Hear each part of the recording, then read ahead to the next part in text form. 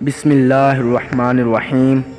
سارے بیٹے آس پاس بیٹھ گئے۔ بوڑھے باپ نے تلاوت ختم کی، قرآن کو بند کر دیا، آنکھوں سے لگایا، چوما اور احترام سے سرہانے رکھ دیا۔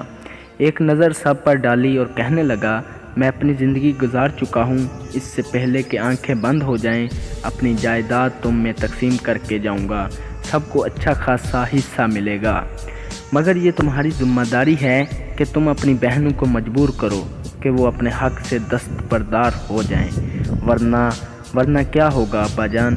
سب سے چھوٹا بیٹا پوچھ بیٹھا۔ بوڑھے باپ کے چہرے پر کئی تلخ لہریں آئیں اور گزر گئیں۔ خشک ہونٹوں پر زبان پھیر کر بولا، ورنہ تمہارے باپ کی زمین غیروں میں چلی جائے گی۔ چھوٹا بیٹا ذرا خود سرسا تھا، پوچھنے لگا، ابا جان، بیٹی کو جائیداد سے حق دینے کا حکم تو اللہ تعالیٰ کا ہے، کیا اللہ تعالیٰ کو یہ علم نہ تھا کہ بیٹی کو حصہ دینے سے زمین غیروں میں چلی جائے گی؟ کمرے میں خاموشی چھا گئی۔